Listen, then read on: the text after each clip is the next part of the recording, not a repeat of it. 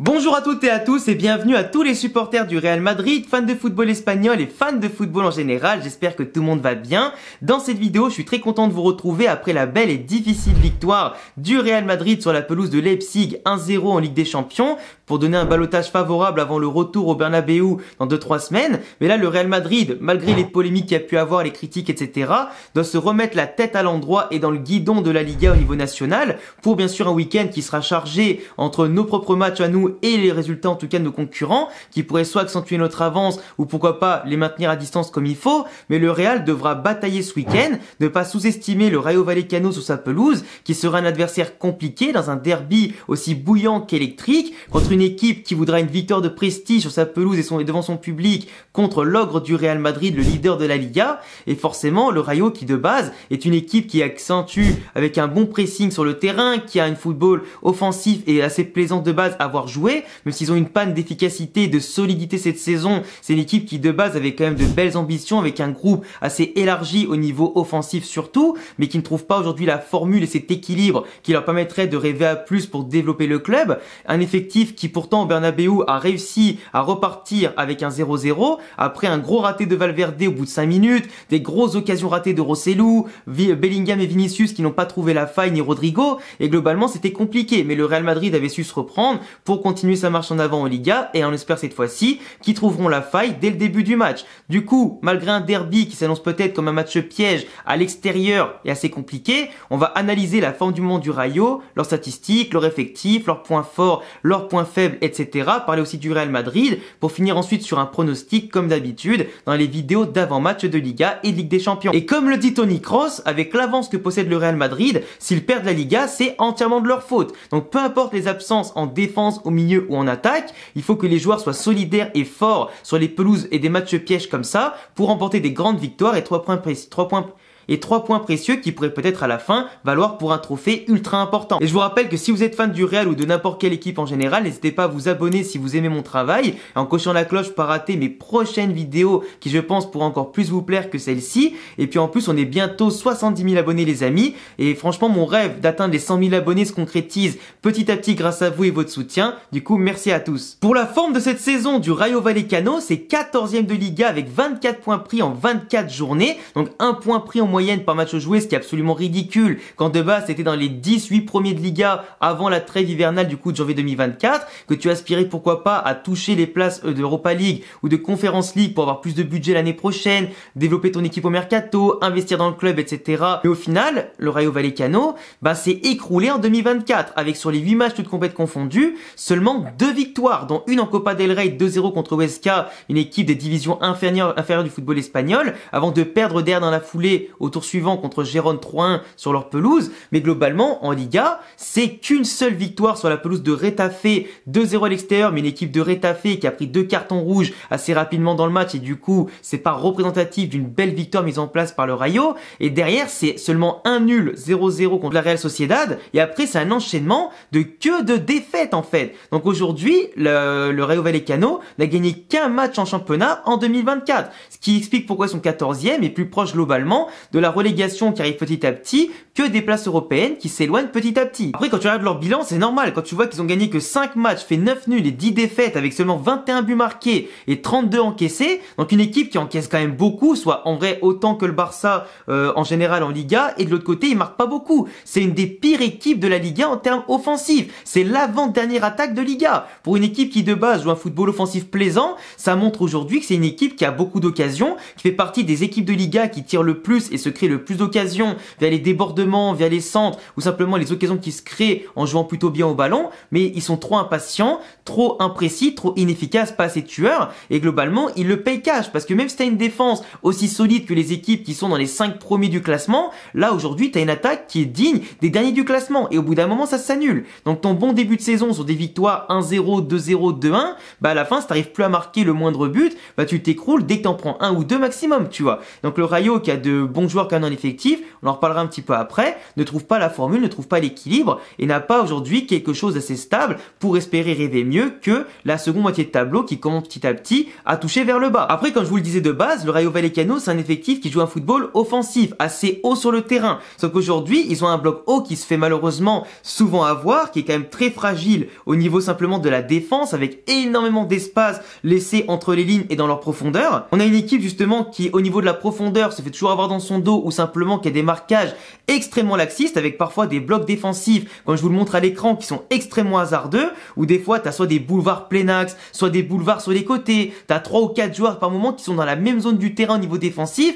ou qui prennent le même mec, du coup qui vont laisser 2 ou 3 joueurs à côté totalement libres, et même quand ils vont se retrouver à plusieurs dans l'axe sur un seul mec, le gars part quand même en profondeur, au niveau de la vitesse, le timing, et en tout cas la précision des passes. Personne pour faire une couverture sur les longs ballons de passe en profondeur, il y a personne qui vient contrer les lignes de passe, ou simplement bloquer l'adversaire dans ses possibilités, et en termes de vitesse, personne qui vient aussi couvrir la profondeur. À un moment donné, tu peux pas défendre comme ça, et surtout en jouant aussi haut. C'est du suicide en fait. Contre Séville, tu avais par exemple le doublé de En-Nesyri qui vient de base avec 3-4 joueurs plein axe qui le laissent partir au cage tout seul sur une seule passe en profondeur qui les a mis en difficulté. Et de l'autre côté, tu as le bloc de Rayo Vallecano qui était tellement désorganisé dans le pressing et le placement qu'ils ont mal coulissé sur les transitions défensives et ils ont fait bouffer par du coup une passe sur le côté sur En-Nesyri qui avait tout le loisir de marquer en étant tout seul. Et quand vous regardez ce plan en vue de dessus de l'équipe du Rayo Vallecano, entre les joueurs qui marchent, ceux qui se replient pas sur les longs ballons et le fait que tu as les deux attaquants de Séville qui se retrouvent en situation de 2 contre 2 contre les défenseurs centraux du Rayo, qui sont laissés tout seuls sans les latéraux ni le numéro 6 qui revient défendre pour les aider en cas de relance hasardeuse, bah tu te retrouves avec en tout cas des situations de 1 contre 1 permanent, les défenseurs livrés à eux-mêmes, une équipe coupée en deux à tous les levels, donc forcément comment tu peux défendre comme ça? Après ça reste quand même une équipe, le Rayo, qui propose un jeu avec de la possession, qui de base met la pression sur l'adversaire, qui fait quand même pas mal déjouer aussi les adversaires par leur capacité à être assez bons quand même dans les contacts tout ça, et à faire en tout cas reculer le bloc adverse par un jeu de passe et assez rapide, mais globalement c'est aussi une équipe qui peut te faire galérer énormément. Malgré les bordéliques qui peuvent être derrière, ils arrivent toujours souvent à s'en sortir in extremis jusqu'à être sur la rupture totale et après couler définitivement, mais contre Mallorca et l'Atlético Madrid, avant le but sur corner de Muriqui la 90e ou la frappe hasardeuse de Memphis Depay 90e qui rebondit sur le gardien qui rentre quand même, c'était quand même très compliqué pour ces équipes de battre le Rayo. Contre Séville, même s'ils ont perdu 2-1 avec du coup un doublé de En-Nesyri, de base le Rayo avait surdominé ce match. Mais comme je le disais, avec leur nombre de tirs, etc. d'occasion, ils ont quasiment pas été efficaces, ce qui leur a coûté le match. Et pourtant, ils sont capables de marquer des buts de fou, comme par exemple Alvaro Garcia qui te met limite une reprise de volée, entrée de surface contre Jan Oblak, du coup, l'Atlético Madrid, avec un bon débordement, un bon centre en tout cas sur une belle action collective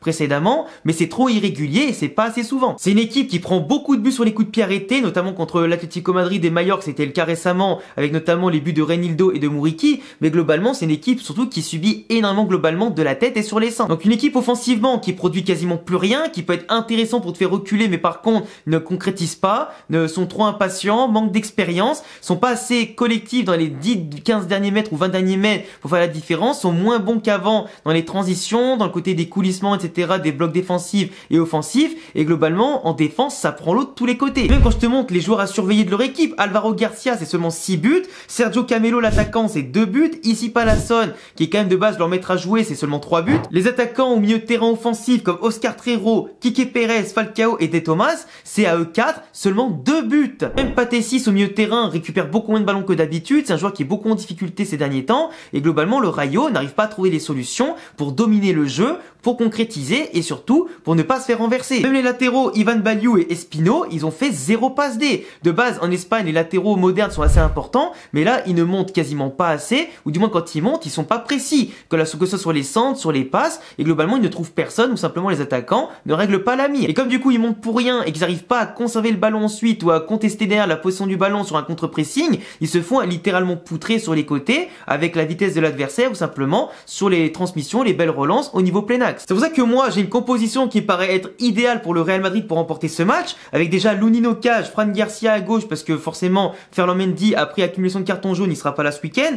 donc Fran Garcia avec son jeu offensif peut être assez important contre une équipe contre laquelle normalement on devrait avoir la possession. Nacho qui sera de retour comme d'habitude avec Tchouaméni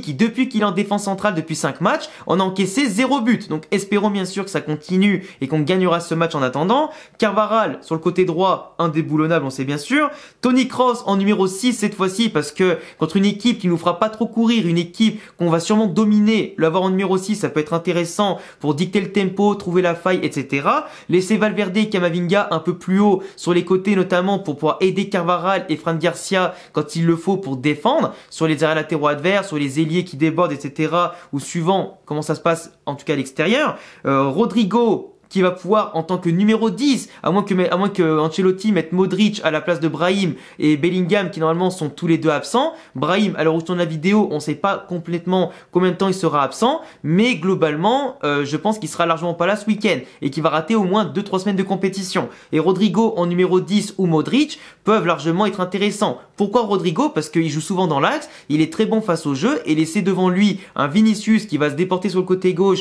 et un Rossellou en pointe qui pourra dévier les ballons sur les longs ballons qu'on pourra faire ou simplement peser tout son poids pour ouvrir l'espace à Rodrigo et Vinicius qui par leur vitesse et vivacité et percussion pourront faire la différence. Pour moi, c'est largement le bon plan à faire, ce que Rossellou par ses buts ces derniers matchs et son activité a mérité de jouer. Surtout en l'absence de Bellingham et de Brahim, il y a un truc à faire avec un Rodrigo peut-être un peu plus reculé mais beaucoup plus libre en tout cas sur le terrain qui pourra faire peut-être plus de différence en partant à gauche, plein axe ou à droite comme il le souhaite, en participant au jeu, ça peut être. Et pour moi, le Real Madrid aujourd'hui est en confiance malgré les absences en défense au milieu de terrain ou quoi. Le Real Madrid a le jeu et doit surtout continuer à garder cette confiance, ces bons résultats, cette marche en avant. Proposer bien sûr un jeu, on va booster le milieu de terrain avec de la présence, avec un jeu rapide, avec du mouvement, avec Camavinga, Valverde qui vont porter le ballon, qui vont casser des lignes, le point de fixation Rossellou avec Vinicius, Rodrigo qui vont tourner autour et faire très mal dans la profondeur. Faut exploiter et casser les lignes du Rayo pour en tout cas voir voler en éclats leurs lignes défensives qui sont de base inexistantes